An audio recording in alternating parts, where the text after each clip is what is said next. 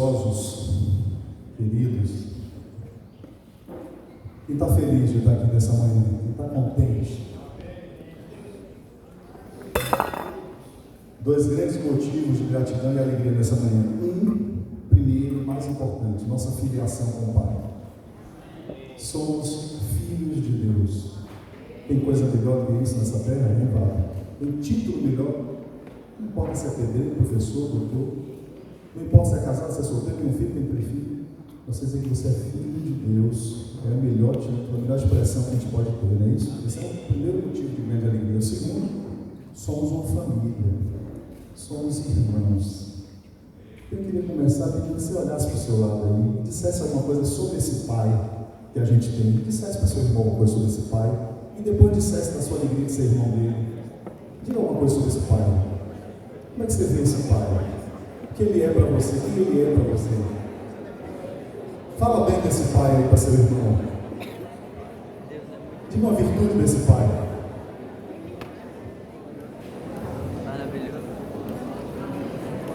Agora diga também como é bom ser irmão dele.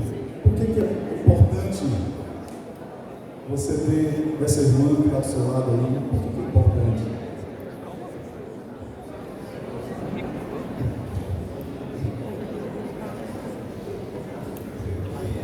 Muito bem. Tinha que estar mais feliz agora então, né? Deixa eu dizer uma coisa para vocês aqui. Já tem algum tempo que Deus tem colocado no meu coração um incômodo, um desconforto, uma inquietação. Ainda estão falando bem do Pai, é difícil parar de falar bem do Pai, né? Há muito tempo Deus tem colocado em mim um incômodo, um desconforto, uma inquietação.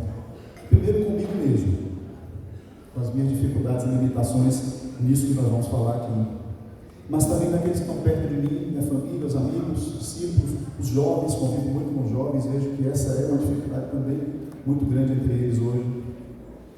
Então, há algum tempo eu venho orando, pensando, falando disso onde posso, e mais recentemente, uns 15 dias para cá, 10, 15 dias para cá, isso aqueceu muito forte no meu coração, e uma palavra ficou saltando na minha mente, uma expressão, uma atitude que é a chave, que é a saída, que é o caminho para vencer essa dificuldade, minha e de muitos irmãos.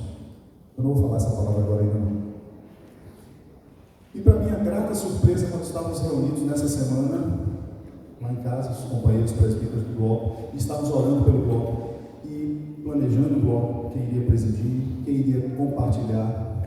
Quando abrimos para as cargas e que eu falei a carga que estava no meu coração e Emerson falou a carga que estava no coração dele, era exatamente a mesma carga. Algo que também ele vem meditando, estudando, pensando sobre isso. Então, entendemos claramente que Deus queria ir nessa direção. Então, vamos fazer uma dobradinha aqui. Eu vou fazer essa primeira parte, depois nós vamos praticar uma coisa e ele entra para fazer uma segunda parte da mesma palavra. Amém? Orem por nós para que o Senhor nos dê graça. E algumas coisas vamos falar as mesmas coisas. E é bom, se o Senhor repetir coisas quando o Emerson falar, é porque Deus quer repetir essas coisas com nós. Mas antes de dizer que palavra é essa, que atitude é essa, eu quero fazer uma pergunta. E quero que você se responda, sincera e francamente. Qual o propósito da sua vida? Qual o seu propósito de vida? Por que você está aqui? Para que você vive? Por que você vive? Responda para você mesmo. Se você quiser escrever, inclusive, se você pudesse colocar isso numa palavra, uma frase, qual é o seu propósito de vida? O que te move nessa existência aqui na Terra?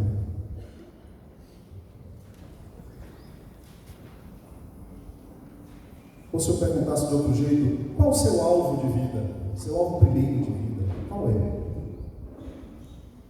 O que te motiva todo dia que você acorda a ir sair para viver seu dia? Qual é o seu alvo? Qual é o meu? Estou perguntando a você e estou perguntando a mim mesmo. Eu não sei o que você respondeu no seu notes, no seu papel ali, mas eu quero nos lembrar qual é o propósito de Deus para cada um de nós e para todos nós. Amém? Não sei como você responder uma palavra, uma frase, um texto, sei lá, mas eu quero nos animar primeiro, porque esse tema tem a ver com isso. Qual o propósito de Deus para as nossas vidas? E aí eu acho que a gente pode dizer juntos. Podemos dizer juntos? Sabemos que todas as coisas cooperam para o bem daqueles que amam a Deus. Pausa. Você ama a Deus? Eu amo a Deus? Você ama o Senhor? Não está falando para a gente. Vamos começar. Sabemos que todas as coisas cooperam para o bem daqueles que amam a Deus, daqueles que foram chamados segundo o seu, qual a palavrinha? Porquanto, aos que de antemão conheceram, também os para serem conformes de seu Filho, a fim de que ele seja dentre muitos irmãos. Deus tinha, tem e sempre terá um propósito no coração dele, que eu e você façamos parte dessa grande família de filhos que se pareçam com ele, que se pareçam com o seu Filho Jesus, que é o nosso modelo. Amém? Você quer ser parecido com Jesus? Sim, eu quero.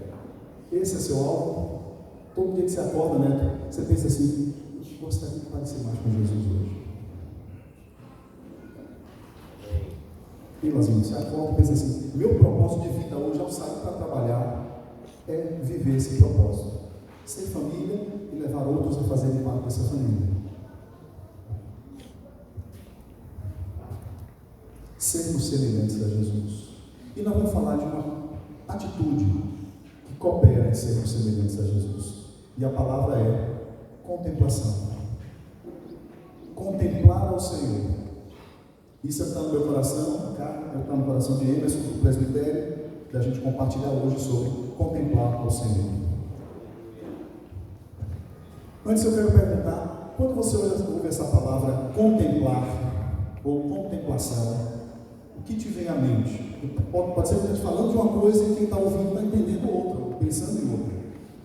Então diga quem está do lado de novo, para você o que é contemplar ou contemplação? Defina para a pessoa que está do lado aí. No geral, tá? Não estou falando só na vida espiritual. Contemplar e contemplação é o quê? Se você tivesse escrevendo no dicionário Aurélio, você estaria aqui definição, Lúcia. Diga aí quem está do lado. Para mim, contemplar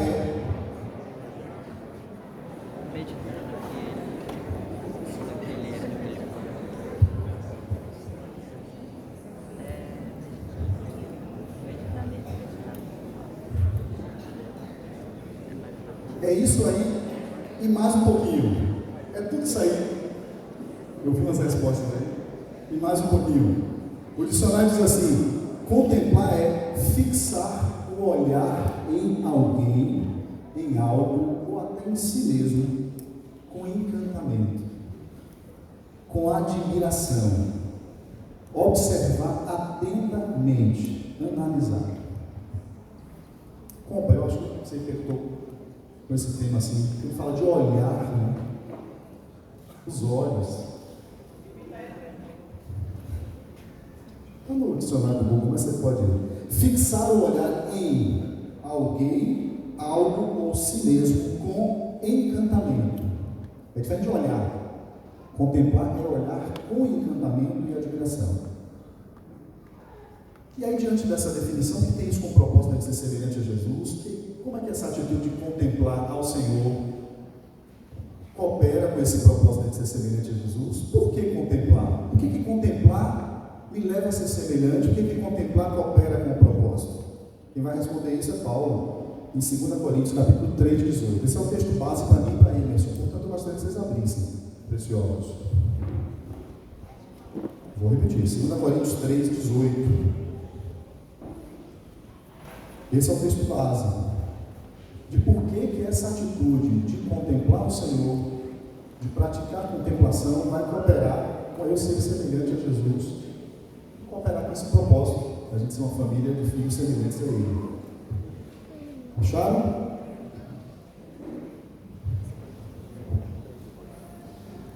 Vou ler na minha versão. 2 Coríntios 3, 18 diz assim: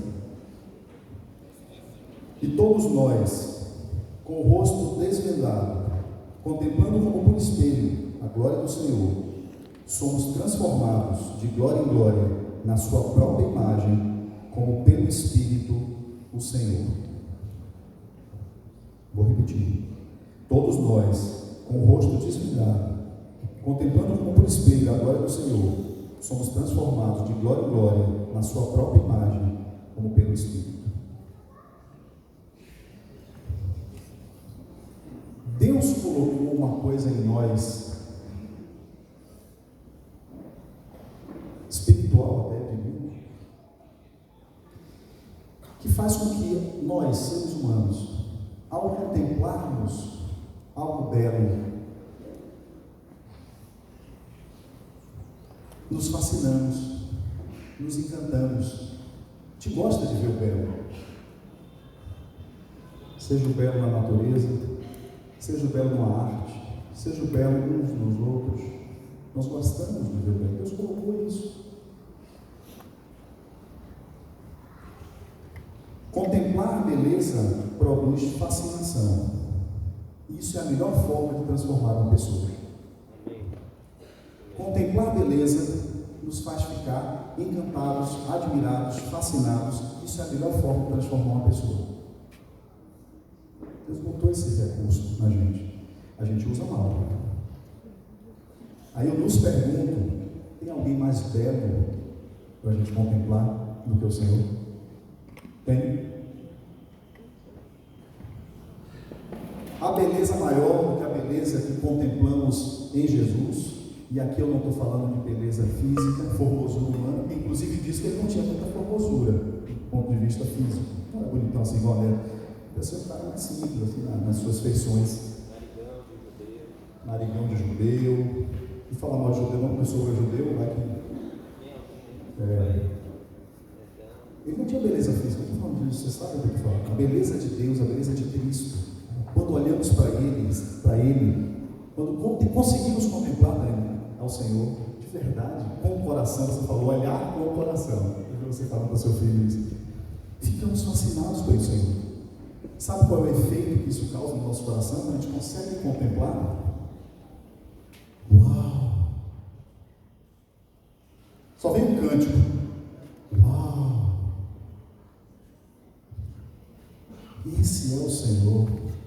Esse é o meu Deus, esse é o meu Pai, esse é o meu amado Jesus.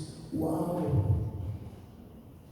Os anjos traduzem esse uau de outra forma: Santo, Santo, Santo, Santo.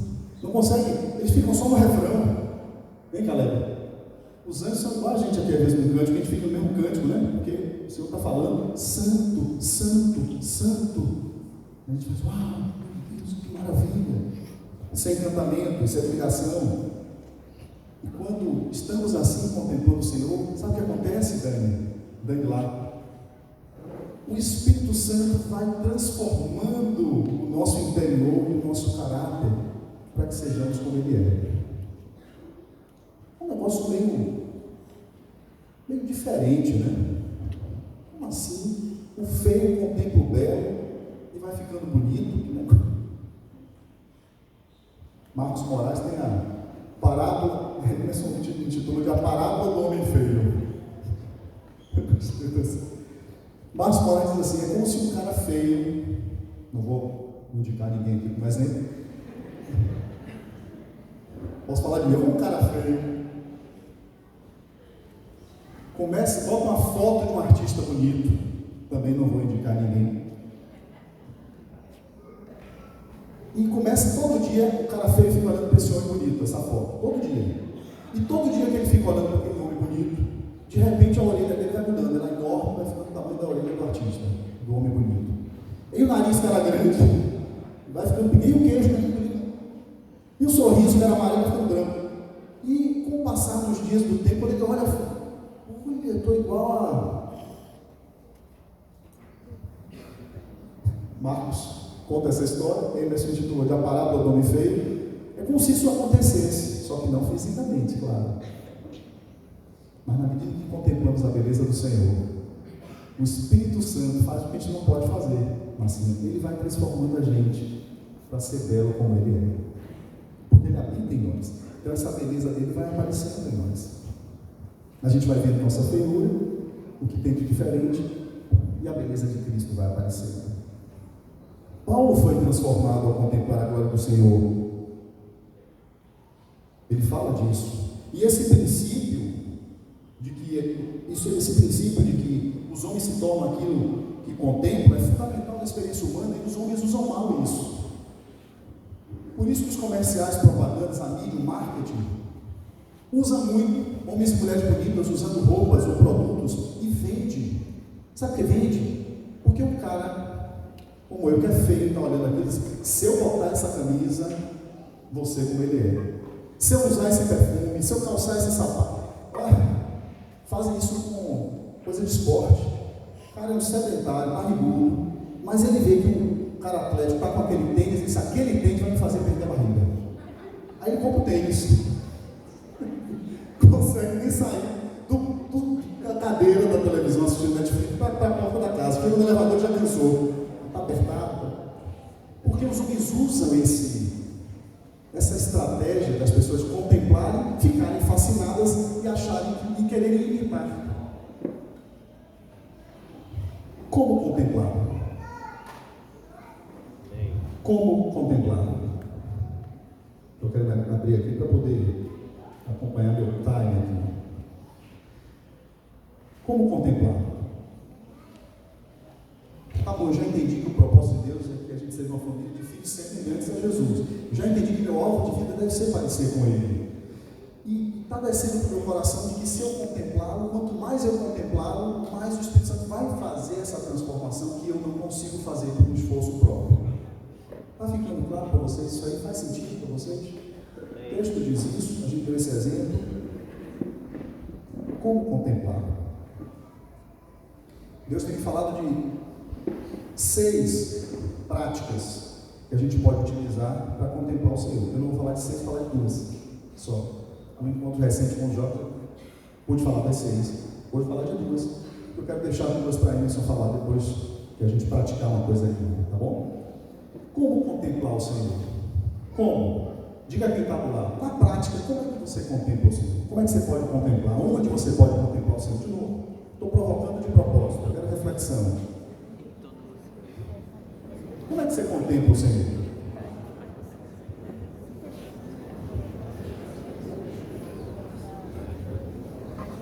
Como é que você contempla o Senhor? Diga aí. Diga aí, Helena, só virou para Helena aí.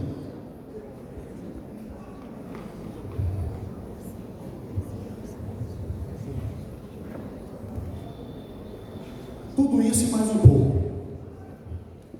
A primeira coisa que me veio ao coração dizer, quero ver se alguém disse essa resposta, igual a mim. Na criação. Alguém falou na criação? Não. Tem umas mãos. Levanta mais alto aí. Quem consegue contemplar o Senhor na criação? Por que eu repeti a pergunta e mais gente agora? Aproveitou, deu uma olhada ali, não foi? Na criação. Primeiro recurso, primeira experiência que Deus nos deu, que a gente possa contemplar, está acessível a qualquer um. Mesmo os que tenham problemas visuais, você pode contemplar a criação com os ouvidos, com o olfato, com o tato, tem outras formas de contemplar, mas estou falando da visão aqui agora. É a criação. Paulo diz isso em Romanos 1, 18 a 21. Romanos 1, 18 a 21. Se você abrir o texto, quiser abrir o texto, Paulo está dizendo o seguinte, que os atributos de Deus, Deus é Espírito, Deus é invisível. Os atributos desse Deus invisível, que é Espírito, podem ser vistos nas coisas que foram criadas, na sua criação. Sua divindade, seu poder, sua majestade, sua criatividade, sua beleza, sua... Na criação, gente, podemos contemplar o Senhor. Agora eu vou dizer a vocês, é fácil fazer isso hoje, nos dias de hoje, é fácil você sentar diante da beleza da criação e contemplar a ponto de ver Deus através dela.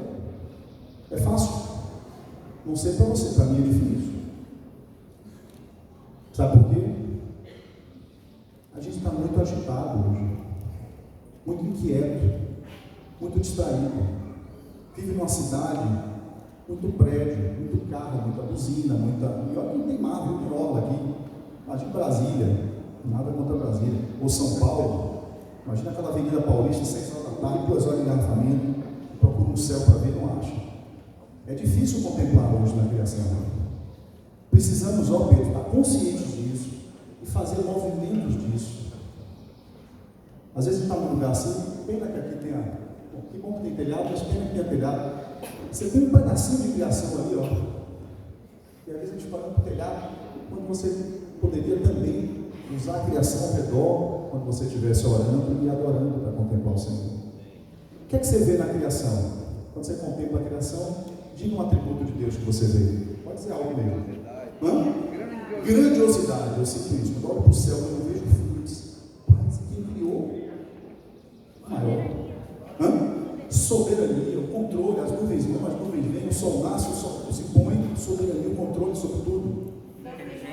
Perfeição. Você pega uma flor, os detalhes de uma flor. O que mais? Não vi. Beleza. Gente, tem coisas nessa terra que Deus criou que você chega diante dessas coisas e faz, uau! Você não está fazendo para aquilo? Para quem criou aquilo? Rapaz, que artista é esse que pintou a cachoeira do Buracão? Quem já foi na Chapada? Menina ali, eu! Cachoeira do Buracão. Rapaz, você desce com negócio, anda 3 km, já chega cansado. Com aquele tênis que você viu o cara na televisão, você comprou. Você vê que com 500 metros o pé está doendo, não adianta ter isso. Aí você vai 3 km, chega lá, você entra no negócio, para ver a cachoeira, você tem que nadar num percurso assim, que é paredão de pedra. Aí você vai nadando, eu já vou ficando, já não aguento. Já vi que aquele salva-vida que eu comprei, também que eu vi não adianta, não faz nadar no gel que atravessa aqui. Aí quando você chega naquela abertura, uau! Recomendo. Que coisa, que beleza, que criatividade. Aí você vê, Neto, que uma cachoeira da Chapada não é igual a outra. É acima, até forte, até alto, até baixo, até fino, até...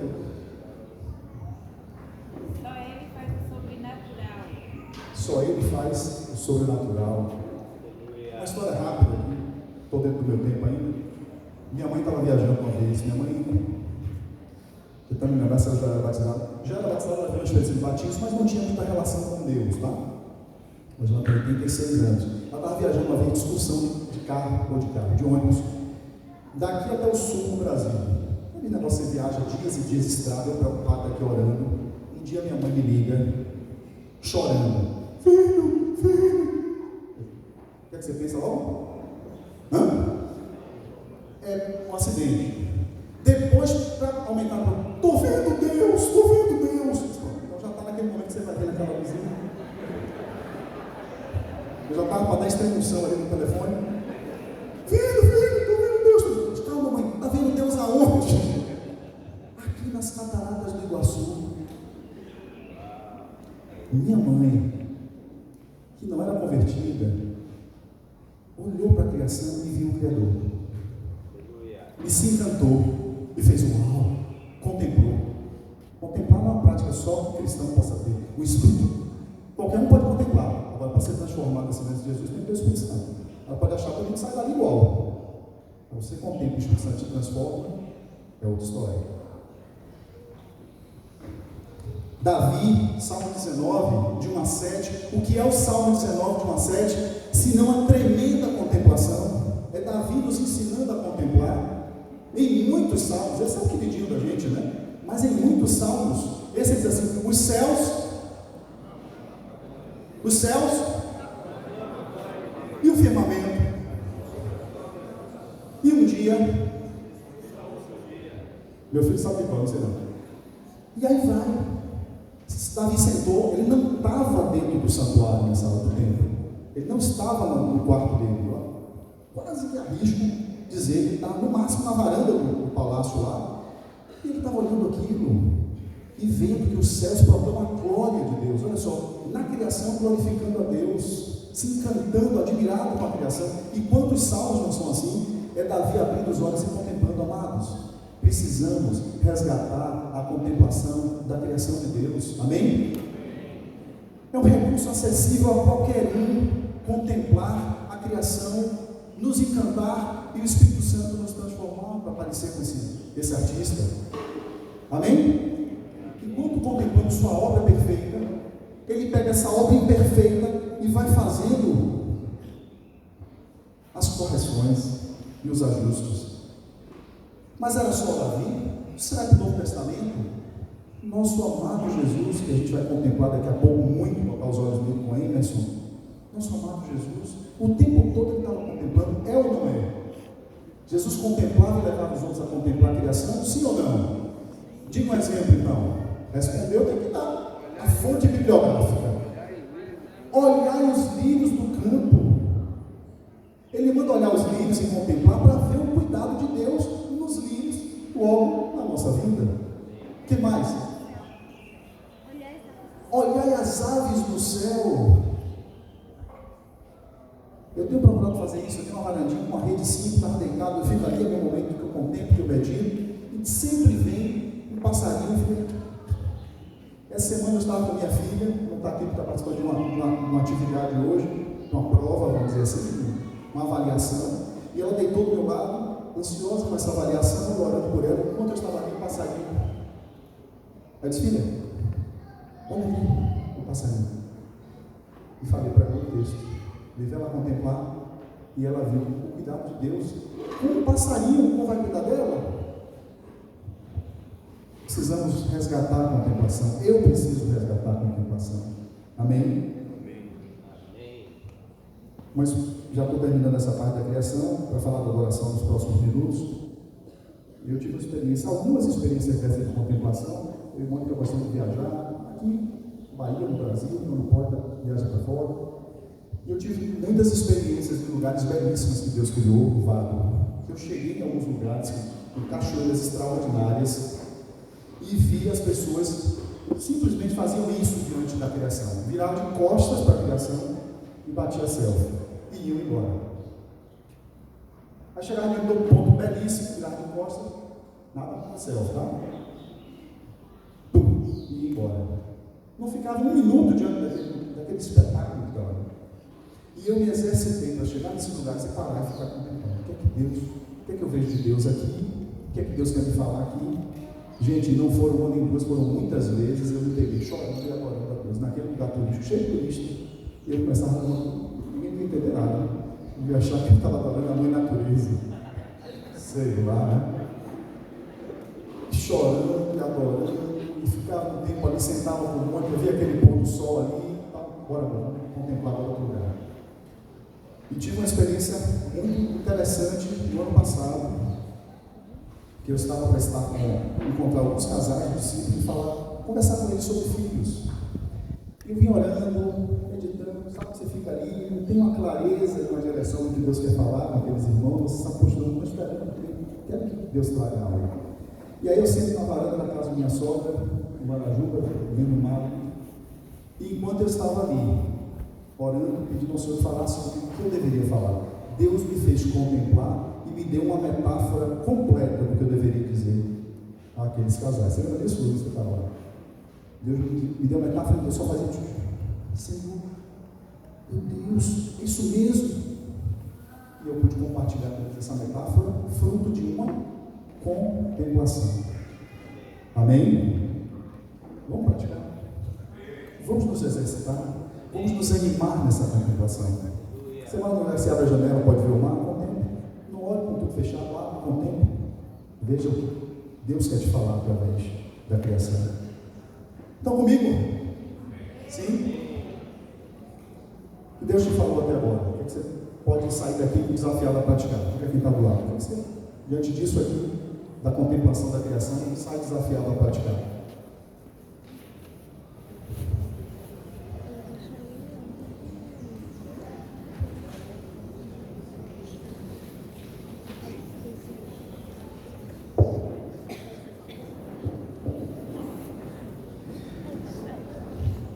O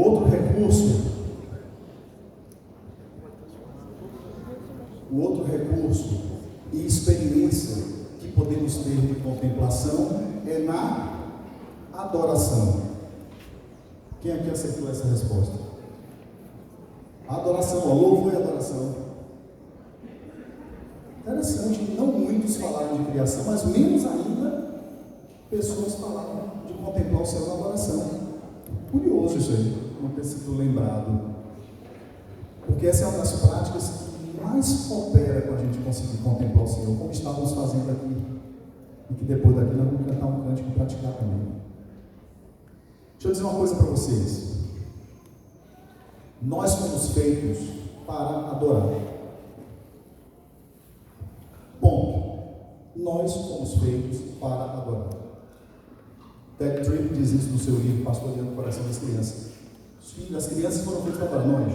E se você não ensina seu filho, canaliza, ajuda seu filho a adorar a Deus, que o fez para adorá-lo, ele vai adorar qualquer outra coisa. Qualquer outra coisa. A si mesmo, culto ao corpo, o outro, fascinação pelas pessoas, o dinheiro, o trabalho, a família, o que for, vai adorar, vai colocar alguma coisa sobre para ele prostrar o coração. Portanto, a adoração, ela não só, Xanda, é uma prática que nos leva a contemplar, mas é uma proteção para a gente não ficar inclinando o coração diante de outras coisas. Eu tive um vizinho há muitos anos atrás, que todas as vezes que ele entrava ou saía da garagem, ele estava lá, lavando e cuidando do carro dele. Eu ficava impressionado, eu disse, rapaz, todo dia eu saía e estava no carro, quando eu voltava estava aspirando, quando eu ia ele estava mexendo no motor, quando ele é aposentado, assim. E aí um dia eu disse, rapaz, brinquei com ele assim, né? Mas você gosta desse carro, né? Eu disse, esse aqui é meu Deus. É com ele que eu converso, ele me ouve. Sabe que carro era, Vado? Um Fusca. Não era nem um BMW. Não era nem um Deus, não. Um Deusinho, era um Fusquinha. Aí ele disse, esse aqui é um Fusca no década tal. Isso aqui. Eu dali puxei algumas coisas para proclamar, mas ele não. Ele cortou. Entrou no carro, no motor alto aí. Imagina, Lazinho, se não adora Deus, pode adorar um carro. Que loucura! Quantos ídolos, se a gente não está com o coração contemplando o Senhor na adoração. E aqui vem mais duas frases que são fortes, e a gente lê dois textos e termina. Nós nos tornamos semelhantes àquilo que adoramos. A adoração leva à imitação. Nós adoramos, nós nos tornamos semelhantes àquilo que adoramos. Vamos dizer juntos? Nós nos tornamos. A adoração leva à imitação. Você vai querer ser igual e imitar quem é maior do que você, quem você considera que é bonito, quem você acha que é forte e poderoso. Amados, eu e você, canalizemos essa adoração para o Senhor. Jovens, canalizem o olhar, o coração e a ligação de vocês para o Senhor. Não para artistas, não para celebridades, não para youtubers, não para jogadores. Canalizem a adoração de vocês para o Senhor e vocês vão se parecer com isso. Porque senão vocês vão imitar essas pessoas. Vão querer se comportar, se vestir, agir, falar, a gíria dessas pessoas que vocês estão adorando. Segunda coisa forte, nós damos ao objeto da adoração poder e influência sobre nossas vidas. Se a gente está adorando alguém, eu dou a essa pessoa, João, poder de influência sobre a minha vida. Se eu adoro um artista, ele vai me influenciar no que eu penso, me comporto, como é que eu ajo, como é que eu visto. Portanto, canalizemos para o Senhor a nossa adoração. E aí, gente, a Bíblia está rica de louvor e adoração. Louvor e adoração fazem parte da história do povo. Deus criou a música, a melodia, os sons, os instrumentos, e disse assim: usem agora para me adorar, canalizem o seu coração para me adorar. Deus criou esse negócio. Na invenção de igreja evangélica, o louvor, a adoração, os instrumentos, o cantar, isso é tão antigo quanto a história. Salmos Os salmos, gente, eram cantados. Eles cantavam as músicas, cantavam os salmos em casa e juntos. E nesse cantar, nessa adoração com músicas, eles adoravam e contemplavam, e eles eram transformados, confrontados. Mas não é coisa do Antigo Testamento, não. No Novo Testamento, vocês lembram de algum momento em que Jesus canta um cântico? Na ceia. Ceia com os discípulos, eles cantam um cântico. Eu não sabia que cântico foi aquele. Talvez tenha sido: e ao partir o pão, os vossos olhos vão se abrir, e reconhecer quem eu sou. Talvez fosse esse, ou algum outro parecido. Jesus cantou. Os discípulos, sabe o que Paulo e Silas estavam fazendo na cadeia quando estavam presos, Lazinho? Jogando dominó enquanto passava o tempo? Louvando. De noite, na cadeia, eles estavam louvando e adorando, e aí contemplavam a Deus e ficavam em paz. O Senhor é soberano. O Senhor cuida de mim como cuida das aves. Não estou com medo aqui nessa prisão. A contemplação leva a isso. Amém? E os dois últimos textos, Efésios 5, se puderem abrir. Efésios 5, 19 a 21. Eu queria que Caleb e Pedro se preparassem aqui, porque a gente vai praticar. Beto, desculpa. A gente vai praticar essa contemplação na adoração. Não sei qual é o cântico que o Senhor vai dar a vocês aí, mas vamos praticar isso. Contemplar o Senhor na adoração. Efésios 5, 19 a 21. O que é que diz aí? Oi?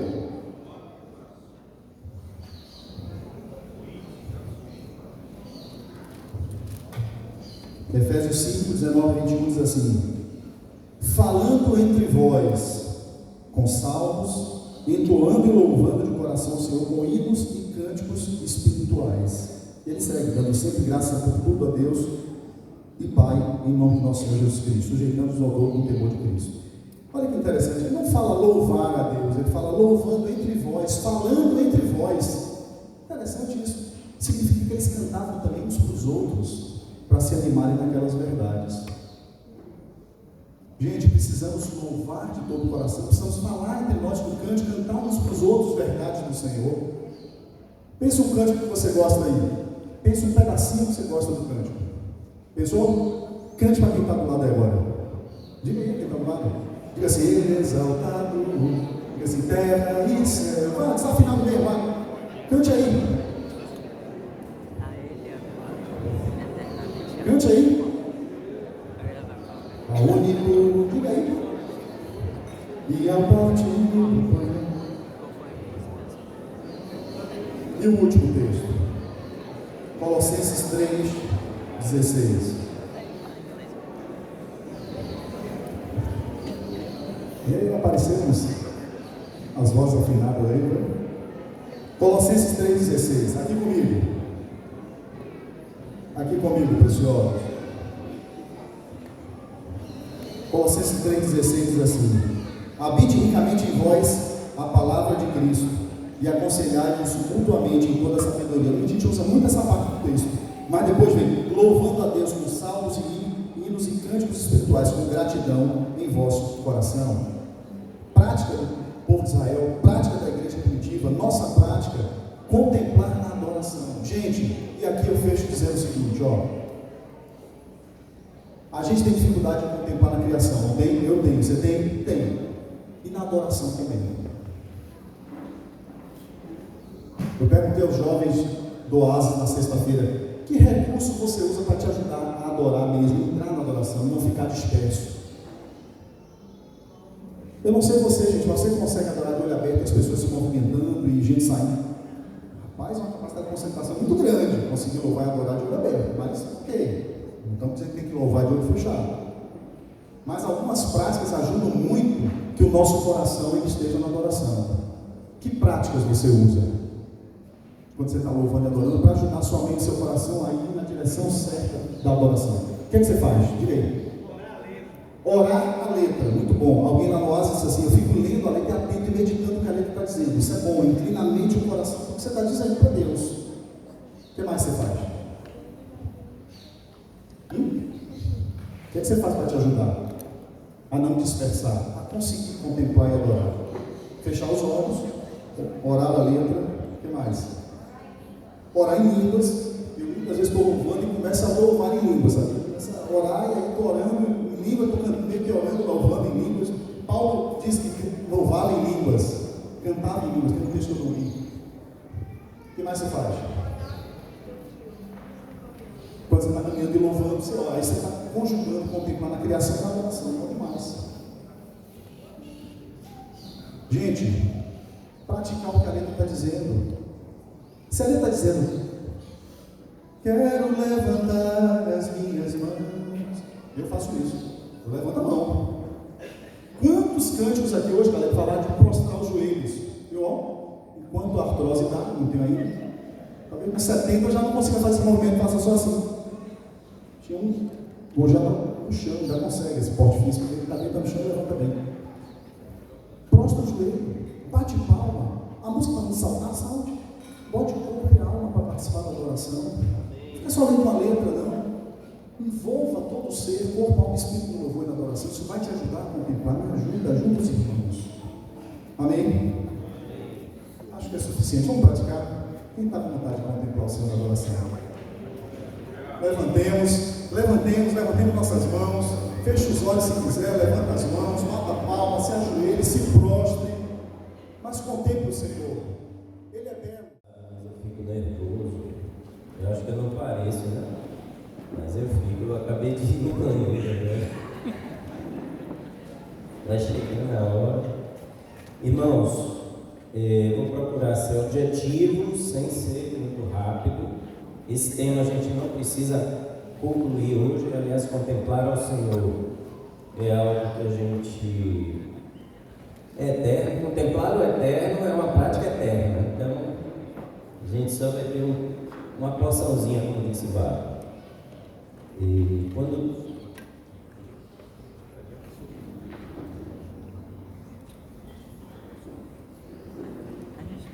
Amém. Irmãos, eu queria ler o mesmo texto que o André leu, de 2 Coríntios 3,18, só que em uma outra tradução. Tá? O texto diz assim, ó: mas todos nós, com o rosto descoberto, refletindo como um espelho a glória do Senhor, somos transformados de glória em glória na mesma imagem, como pelo Espírito do Senhor. Tem uma outra tradução que eu vou ler aqui, que diz assim: portanto, todos nós, dos quais o véu foi removido, podemos ver e refletir a glória do Senhor. Ver e refletir. O outro fala de contemplar. Ver e refletir a glória do Senhor. E o Senhor, que é o Espírito, nos transforma gradativamente a sua imagem gloriosa, deixando-nos cada vez mais parecidos com Ele. Irmãos, o contexto desse texto, ele fala de um véu aí. Ele está comparando a glória da antiga aliança com a glória da nova aliança. A glória da antiga aliança, ela foi caindo, e ele usa o episódio de Moisés, quando vai para a presença de Deus, e quando ele sai, o rosto dele está iluminado, está brilhante. Só que quando ele sai da presença de Deus, esse brilho vai acabando. E quando ele volta para a presença, e aí aumenta. Então, para que as pessoas não vissem que o brilho estava acabando, ele botou um véu. Só que Paulo compartilha dizendo que no nosso caso, hoje vivemos um tempo em que essa glória ela vai crescendo ao invés de ir apagando. Por isso que ele diz assim: olha, tira o véu. A gente sem véu a gente olha para o Senhor. Eu até percebo que esse véu aí pode ser também aquele véu que foi rasgado lá, né? Que agora a gente pode olhar direto para o Senhor e contemplar. Irmãos, queria fazer um negocinho aqui com vocês. Isso aqui é o que, irmãos? Ah, que bom. Vocês estão vendo quem aí? Deixa eu botar assim. Vocês mesmos. Estava muito alto? Desculpa aí. Olha, alguém dizer que eu botei uma coisa muito alta. Aí tá ótimo. Estão vendo vocês? Não, um pouquinho mais alto. Pronto. Já tá bom, vocês estão querendo se ver demais. Né? Agora vamos. Não, mas vem cá, me ajude aqui então. Olha, irmãos, bota os óculos escuros, André. Eu vou ter cuidado com os olhos dos irmãos, viu? Mas bota os óculos escuros e cuidado para não ficar ofuscando. Vamos ver se a gente consegue aqui, vai. Vou girar um pouquinho aqui para a gente olhar para o sol. Ou melhor, botar. Fazer aqui, vai para cá. Aí foi. Eu vou pegar rapidinho todo mundo, viu? Fecha os olhos.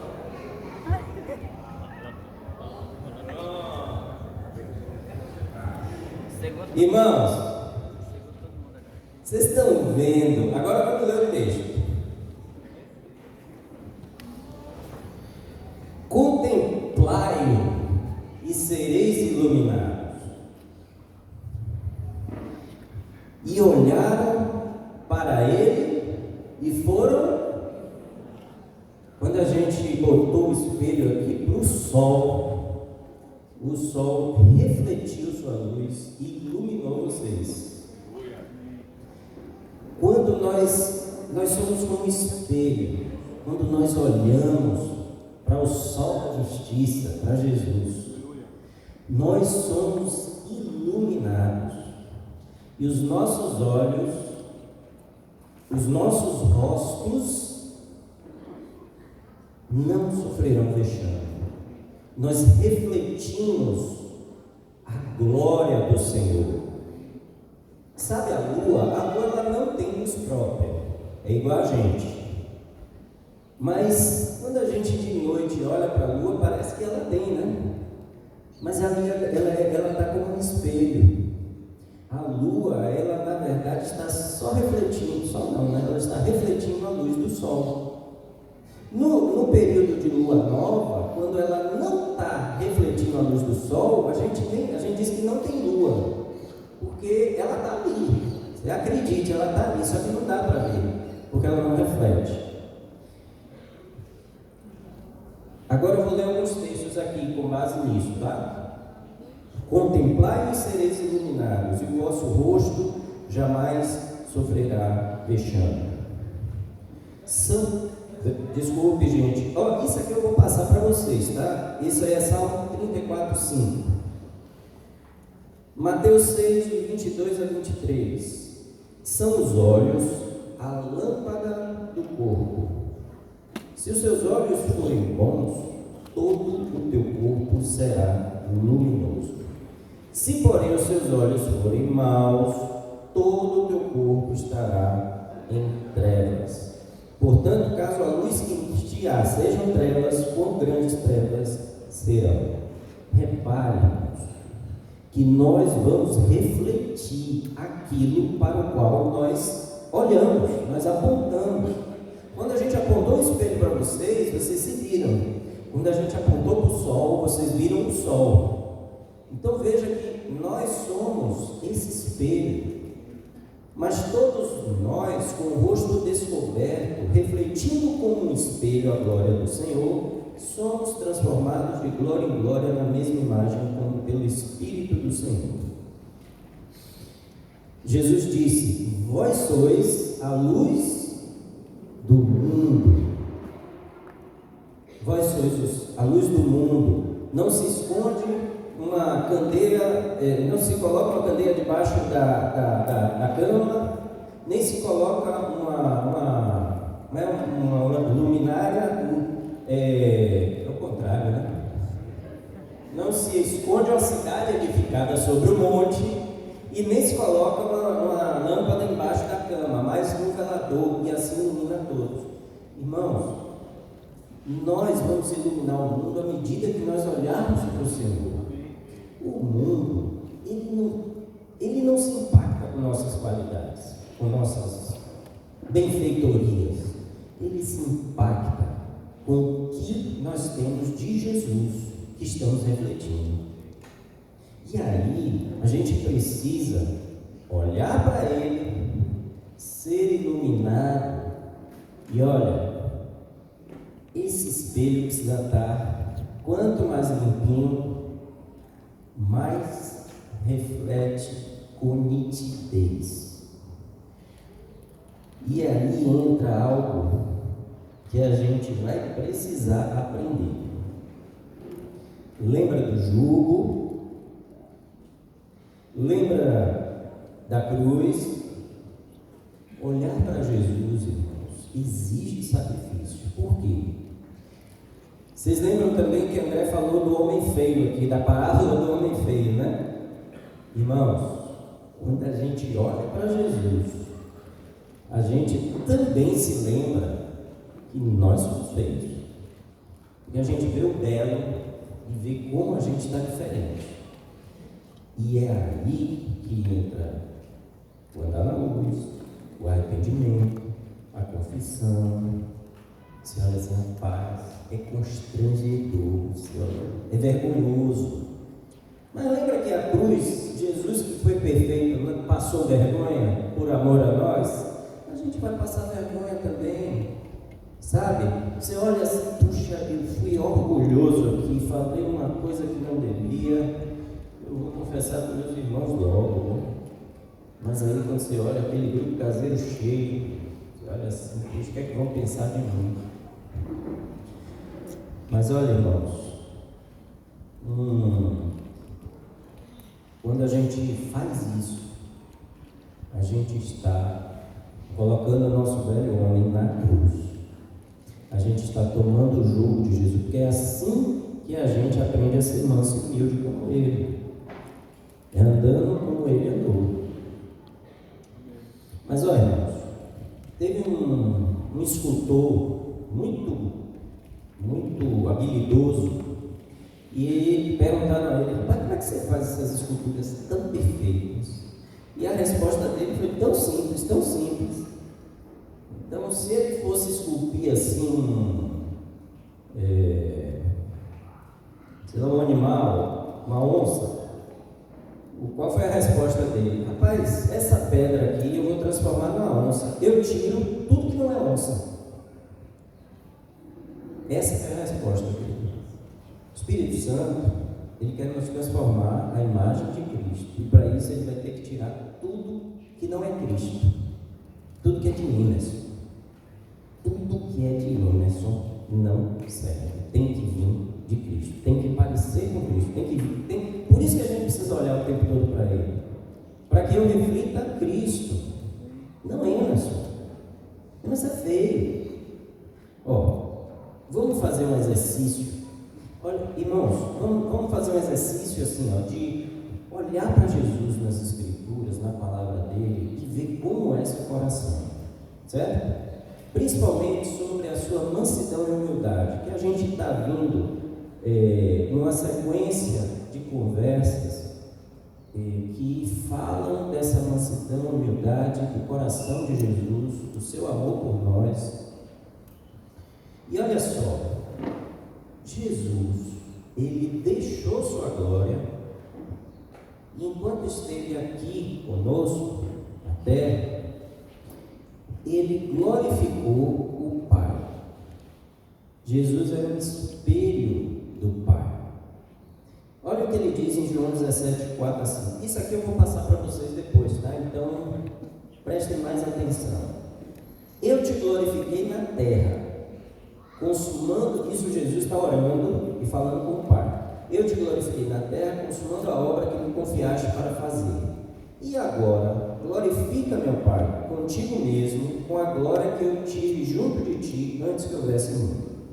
Jesus teve uma glória antes de haver mundo, depois ele se esvazia de sua glória, está aqui. Quando ele está aqui, ele está vazio de sua glória. E ele estava aqui glorificando o Pai. Jesus era esse espelho do Pai. Lembra que perguntaram, mostra-nos o Pai? Jesus falou, eu e o Pai somos um, você viu a mim e viu o Pai. Jesus era o espelho do Pai. Mas para glorificar o Pai, irmãos, Jesus se esvaziou da sua glória. A gente não vai glorificar Jesus se a gente não se esvaziar de nós mesmos. Amém? Vamos lá.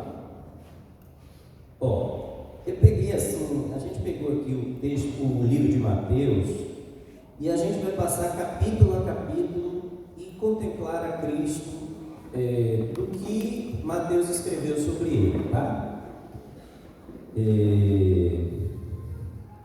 Só que antes eu queria trazer um pouquinho para a gente contemplar o que André falou de Deus na criação, para a gente ver o tamanho o seu tamanho. Qual o tamanho de Deus? Vamos lá.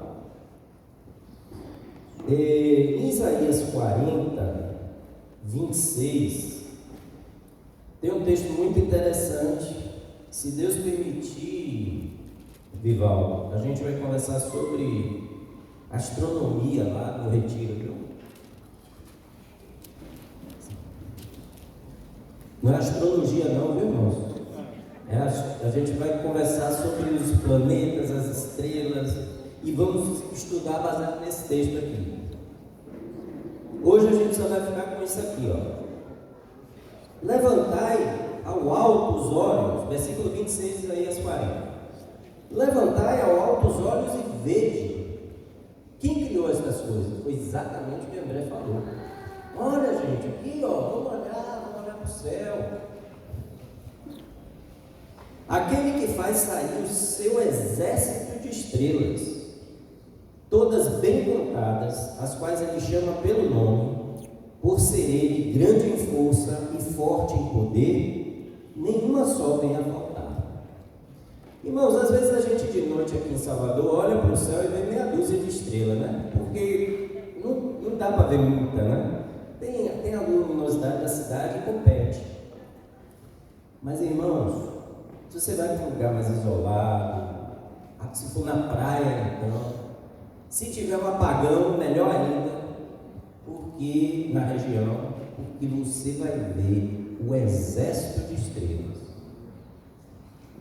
Os astrônomos, é importante você saber, aqueles que estudam sobre os astros, não é astrólogos, tá? Astrólogo é outra coisa. Astrônomos, eles dizem o seguinte: eles estimam, porque não dá para contar, que no nosso universo observável é assim, até onde os nossos aparelhos conseguem enxergar. Obrigado. Até onde os nossos aparelhos conseguem enxergar. Ou seja, no universo observável, a gente tem mais estrelas do que grãos de areia que temos aqui na Terra, contando com todas as praias, o leito do oceano e os desertos que a Terra tem. Contando tudo isso, o universo observável, ou seja, até onde a gente conhece, existem mais estrelas do que grãos de areia na Terra. Aí ele diz, porque no texto ele diz assim, faz sair o seu exército, né? Ixi, pulou aqui, peraí. Faz sair o seu exército e chama ela as quais ele chama pelo nome, por ser ele grande em força e forte em poder, nenhuma só vem faltar. Eu quero que vocês, na próxima vez que vocês forem para a praia, vocês vão pegar um copinho de 200 ml, encher de areia e levar para casa, tá? Guardem aí talvez uns 2 fins de semana para fazer isso. Vocês vão jogar na mesa, limpa a mesa direitinho, joga na mesa, espalha na mesa assim, ó, um copinho 200 ml de areia. Pronto. Aí você vai pegar e botar no papel. Pegar o primeiro grão e dar um nome para ele. Esse é Vado. Certo? Esse aqui é Kleber, esse é Gugel, e aí vai dando nome, certo? Pronto. Depois você vai juntar tudo no copo, botar de novo no copo, certo? E depois jogar de novo, e aí você vai dizer: ah, o Gugel ali, tudo bem, Gugel. O Gugel é o maiorzinho. Irmão, você acha que a gente consegue fazer isso? Não tem a menor condição. Mas o nosso Deus, aleluia, Ele não faz nem força para isso. Porque Ele é forte em poder e grande em força. Jesus é esse Deus que faz isso, tá? Ele tem uma estrela que ele chama pelo nome, ele não deixa faltar nome. Mas vamos lá. E aí, a gente começa pelo livro de Mateus. Aí você, já quero meditar em Jesus. Aí pega o primeiro capítulo de Mateus. Aí tem lá a genealogia. Aí você olha assim, oxe. Aí chega, está no finalzinho lá, Jesus, filho de Maria, de José. Irmãos, vamos contemplar Jesus em Mateus 1. Primeiro que era importante para os judeus, aquela genealogia, tá? Por isso Mateus deixou lá, porque aquilo ali é a prova de que Jesus cumpriu a profecia de ser da descendência de Davi e de Abraão. Mas, além disso, irmãos, é importante a gente lembrar que quem escolheu José e Maria foi Deus, foi Jesus. Ele escolheu ir para uma família. Quem era José e Maria mesmo? Mais um desconhecido, e ela mais uma desconhecida, mas não desconhecida ao coração e aos olhos de Deus. Mas cheia de recursos, muito simples, muito pobres. E eu fico pensando, aí eu começo a me comparar, né? Meu filho vai nascer, tem que botar um quartinho bonitinho e tal. José e Maria não tinham um quartinho bonitinho para Jesus. A gente vai entrar no capítulo 2 do nascimento de Jesus, mas vamos seguir. A escolha de Deus para colocar o seu filho, o Criador das estrelas, debaixo dos cuidados de uma família. Quais os valores que ele escolheu, José e Maria? Não foi riqueza, irmãos. Não foi para ver se ia suprir eles financeiramente, suprir Jesus financeiramente com o alimento. Não foi essa a escolha dele. Deus queria um coração que, quando ele dissesse assim: José, pega tua esposa, vai para o Egito porque estão querendo matar Jesus. José pegar, Maria, vamos para o Egito, viu? E os valores de Deus são diferentes dos nossos valores. E aí a gente começa a olhar. Eu estou olhando para mim, tá? Eu estou olhando assim, ele é lindo, eu sou feio. O nome de Jesus. Finalzinho de Mateus lá diz: Jesus, filho de Maria, de José. Jesus, irmãos, escolheu um nome comum. Não foi um nome único. Inclusive, eu estava estudando esse negócio do nome de Jesus. Eu soube que Josué e Oséias, lá no hebraico, aramaico, é o mesmo nome de Jesus. Tem só uma pequena variação, mas significa Yahvé é a salvação. E tanto é que lá em Colossenses, Paulo fala de um outro Jesus que tinha lá, mas não era Jesus amigo deles lá, irmão também. Irmãos, Jesus era um nome comum na época dele.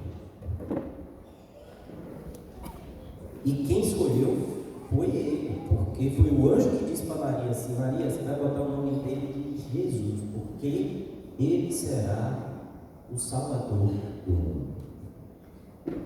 Olha, irmãos, eu fico pensando assim, um nome comum. Ele hoje tem um nome acima de todo nome,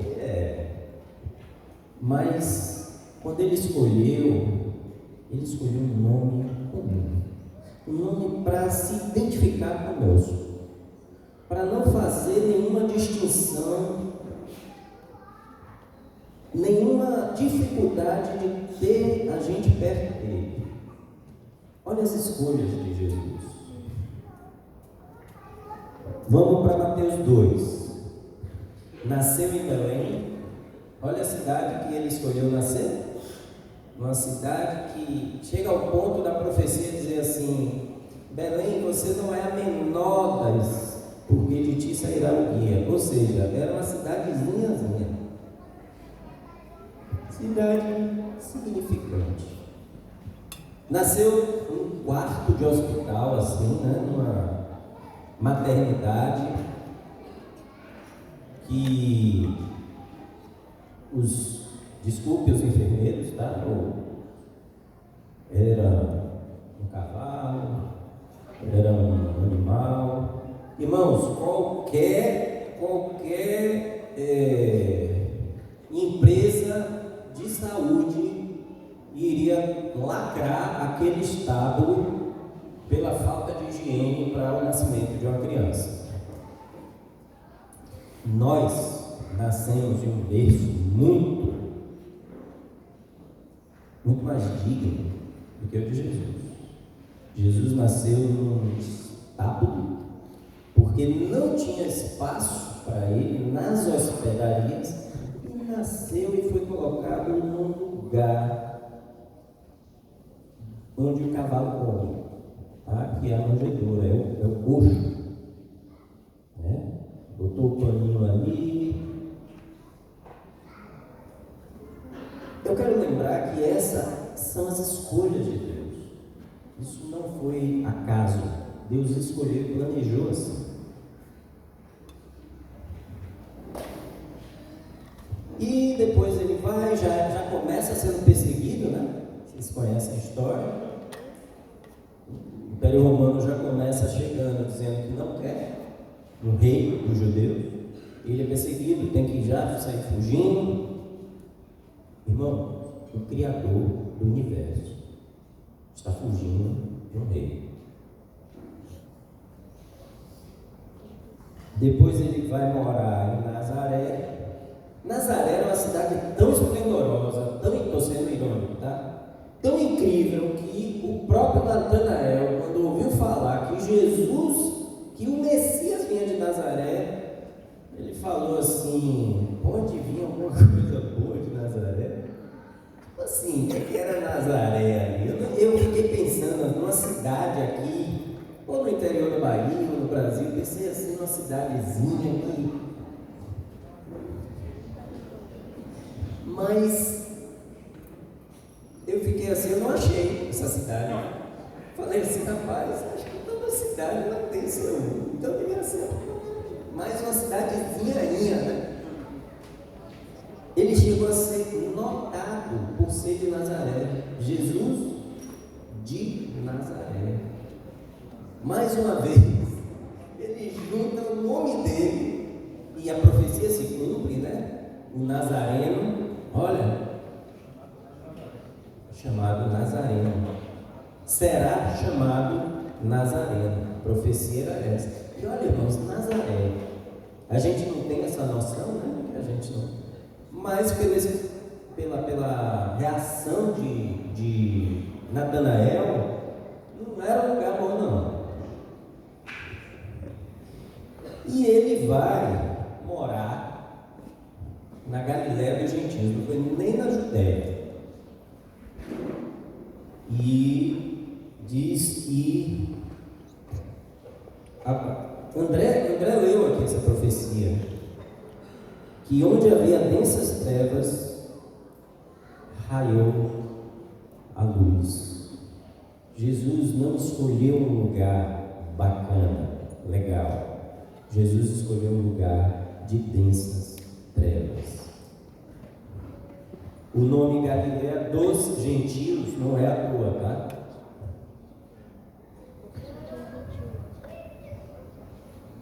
Vamos para o capítulo 3.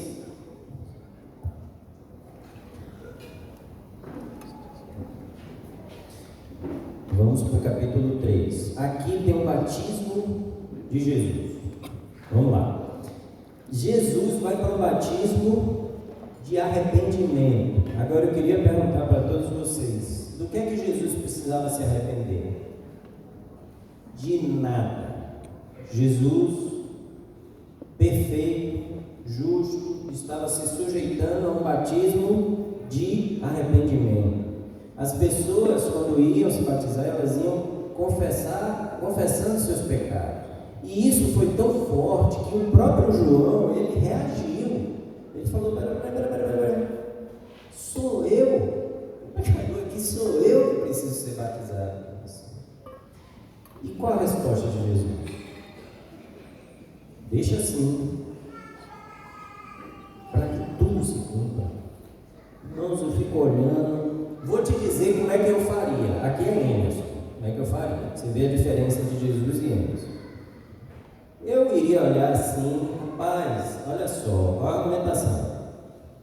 Se eu entro no Jordão para um batismo de arrependimento, eu estou dizendo que eu sou pecador, porque eu vou me sujeitar a um batismo de arrependimento. O que é que essas pessoas, Israel estava ali, o que é que essas pessoas vão pensar?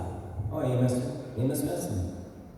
O que essas pessoas vão pensar? E na hora que eu for falar que eu sou o Messias, o pessoal vai lembrar que eu entrei no batismo de arrependimento e... Assim é, Emerson.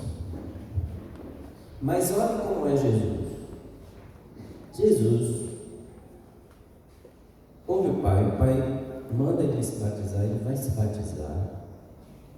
Ele sabe que Israel toda ali, toda não, né? Mas uma boa parte de Israel estava vendo aquilo. Mas ele não se importa, se preocupa com o que vai parecer para as pessoas, com a imagem dele. Ele se importa o que o Pai pensava sobre aquilo. E você sabe o que é que o Pai pensava? O Pai pensava um negócio tão grandioso, quando ele se sujeita àquele batismo, parece só mais um batizado, né? Para aquelas pessoas era mais um batizado. Mas aquele negócio impactou tanto até o coração de Deus, que Deus fala, e muitos ouvem. E Deus diz assim: este é o Filho amado que eu tenho. O Filho que me dá prazer, que me dá alegria, que me dá satisfação. Irmãos, o que é que Jesus tinha feito de milagre?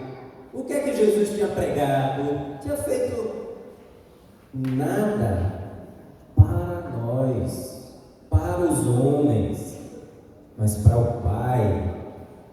Ele estava ali, sabe? Ele estava ali fazendo algo que o Pai falou: ele é meu filho. Vocês já tiveram orgulho de seus filhos?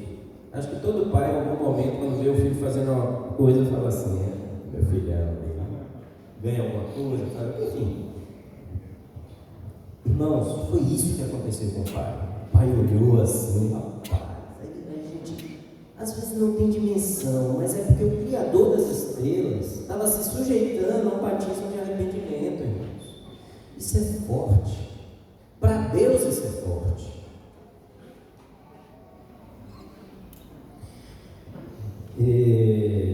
Vamos para o capítulo 4.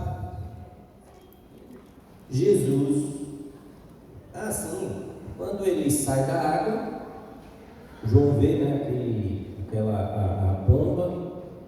Ali, irmãos, também tem mais uma atitude de sujeição e de dependência, dele depender do Espírito Santo.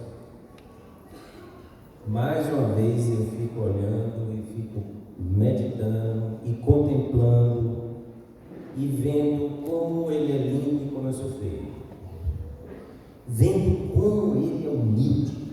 Lembra do jugo? manso e humilde, ele se sujeitou a depender do Espírito Santo, seu companheiro de obra, dos seus iguais. Ele não iria iniciar o ministério, a obra de Deus, sem o Espírito de Deus nele. Por que não podia? Podia. Mas ele não fez isso.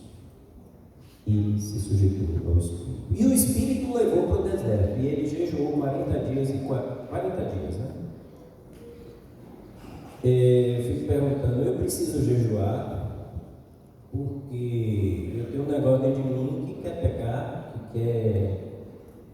que cede às tentações. Esse negócio é a minha carne e eu preciso de jejum para deixar a carne fraca, para deixar ir para o Espírito se fortalecer. Mas Jesus jejuou 40 dias. O perfeito, o Criador dos céus, das estrelas, ele fica sem comer por 40 dias. Irmãos, uma das coisas que o jejum faz com a gente é nos humilhar, é nos deixar limitado, mas assim, sem forças. E eu fico pensando até onde vai Jesus com essa sua humilhação, sujeição, dependência, humildade, mansidão. Lá em Filipenses diz que ele faz isso até a morte de cruz. E a gente viu como foi essa morte. É até lá. Vamos seguir. Se sujeitou a ser tentado pelo diabo. Olha, Deus, ele não pode ser tentado pelo mal. Está lá em Tiago, diz que Deus não pode ser tentado pelo mal e ele é ninguém tenta. Mas Jesus, na sua humilhação, na sua condição humana, ele se permite ser tentado por Satanás.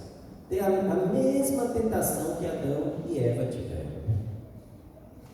E aqui, irmãos, eu fico realmente impressionado, porque Jesus ele não pecou, ele usou, não foi nem a palavra dele, ele não usou do poder da autoridade dele, ele não disse, Senhor Jesus, o Filho de Deus, vai embora. Não. Ele se colocou em sua limitação como homem e deixou Lúcifer falar e tentar e dar ordem para ele. Eu fico olhando no céu. Você acha que tem algum anjo que vai se ousar a dar ordem para o Criador? Nem de perto. Jesus permite. Ele fala, faça isso, já que Deus te ama, faça aquilo outro, transforme. Jesus responde com a palavra de Deus que está nas Escrituras. Olha, irmãos, e eu fico impressionado e encantado ao mesmo tempo com esse coração do Senhor. Parece que seu esvaziamento não tem fim, né? Porque ele vai, você olha assim, Jesus, como eu sou diferente dele. Como às vezes eu faço uma coisa desse tamanhozinho e quero que as pessoas vejam. Como disse, é orgulho. Jesus, eu vou pular para Mateus 8, porque Mateus 5, 6 e 7 é o sermão dele, que inclusive ele começa falando felizes os humildes de espírito, tá? Mas esse sermão ele dá uma outra conversa, tá? Em Mateus 8, a gente vê Jesus fazendo um milagre e não só não divulgava, como ele pedia para que não divulgasse. Vocês conhecem pessoas que falam de seus feitos, que falam de que efetuou milagres. Irmãos, Jesus não, esse não é o Espírito de Cristo. E Jesus disse, muitos naquele dia vão dizer assim, vocês fizeram milagre. Senhor, nós não fizemos milagres, nós não fizemos expulsão de demônio, fizemos cura, não profetizamos em teu nome. E ele vai dizer, apartem de mim, porque vocês praticam a iniquidade. Irmãos, o Espírito de Cristo é assim, ele faz, mas não bota o holofote ali para as pessoas ficarem batendo palmas. Esse é o Espírito de Cristo. Mateus 8, é essa cura, né? O centurião, tem uma questão aqui, do centurião quando vai a Jesus. O que é o centurião romano?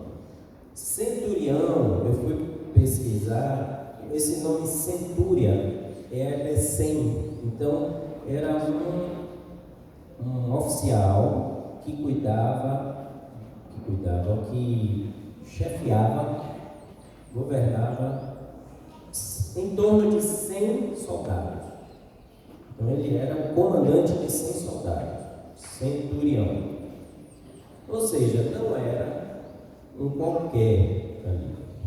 Eles eram muito respeitados, tá? E eles eram centuriões reconhecidos pelas suas habilidades, pelas suas guerras que ganharam, enfim. E um centurião romano, ele chega diante de Jesus, alguém de posição, dentro de um império que estava governando os judeus, e ele chega para Jesus e diz assim: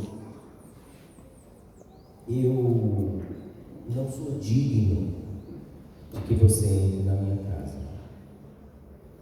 Havia uma questão de que os judeus não podiam entrar na casa, né, dos gentios, mas aquele homem era um centurião. Humanamente falando, ele era autoridade, inclusive, sobre Jesus. Mas ele já chega dizendo assim: não sou digno. Basta uma palavra. Você sabe o que é que Jesus faz? Jesus elogia aquela atitude. Veja como essa questão de mansidão e humildade para Jesus é forte, é valorosa. O coração do Senhor, isso impressiona ele. Foi isso que impressionou o Pai no batismo de Jesus. Isso impressionou Jesus. Jesus ficou impressionado. Jesus falou: rapaz, eu não vi em toda Israel uma fé como essa. É essa fé que vem, que parte de um coração humilde, de um coração que reconhece o que ele é, sua feiura, e reconhece a beleza de Cristo. Isso impressiona o Senhor. Isso deixa Deus. Uma humildade superficial não impressiona o Senhor, porque o Senhor veio que é uma humildade de espírito. Mas essa humildade impressionou Jesus ao ponto dele elogiar aquele homem.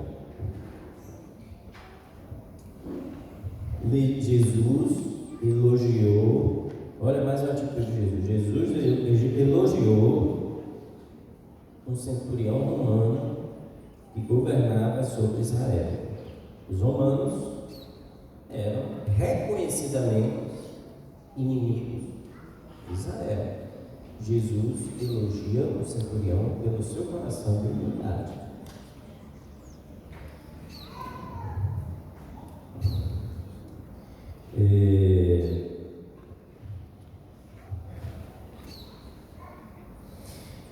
Em Mateus 8 ainda, Jesus fala.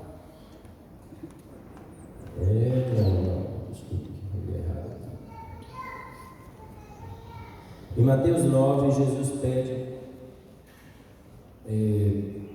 Jesus cura um cego, e mais uma vez ele diz: não diga a ninguém.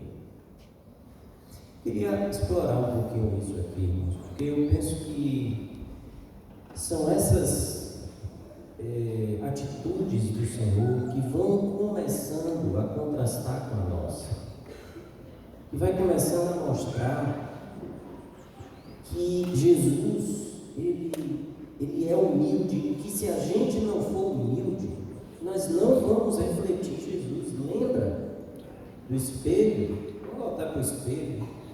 Irmãos, se nós não nos esvaziarmos como Jesus, nós não vamos refletir a glória dele. Jesus, para refletir a glória do Pai, precisou se basear em sua glória, não tinha nada de errado com sua glória. E nós? A humildade até de Jesus de nos fazer participantes, e nós, humanos, limitados, pequeninos, criaturas, passarmos a refletir sua glória. Ele nos envolveu na Trindade, nos colocou assim, junto da Trindade. Eu penso que estamos em Mateus 9, né? Irmãos, até Mateus 28 eu acho que a gente não conclui, tá? Mas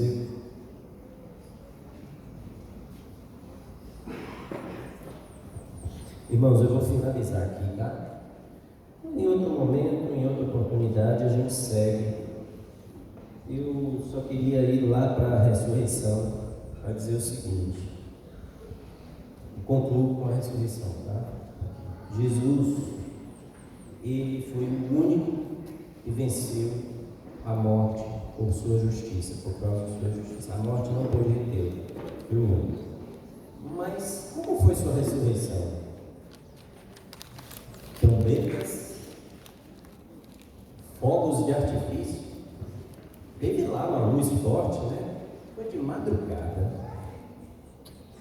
Aquela luz forte parece que só aqueles soldados que viram, ou algumas pessoas ao redor. A sua ressurreição foi discreta. O maior acontecimento que essa terra já conheceu do próprio Deus, de um homem, Deus que fez homem, vencer a morte. Irmão, não tinha jurisprudência, ninguém tinha vencido a morte. Teve até os que não experimentaram a morte, mas não venceram, é diferente. E quando ele vence, ninguém toca a trombeta, ele se apresenta para uma mulher. A primeira pessoa que viu Jesus ressurreto, ela estava chorando, ele vai consolar ela. E eu só quero terminar aqui dizendo o seguinte: essa terra vai conhecer o seu melhor momento. Vai ser quando ele voltar. Aleluia. Mas aí vai ser diferente. Porque aí a gente vai ver, não é somente o Cordeiro de Deus. Nós vamos ver o leão. Ele vem para vencer essa terra. Irmãos, hoje vivemos dias tão complicados na economia, na política. A gente olha e não vê solução, e é isso mesmo.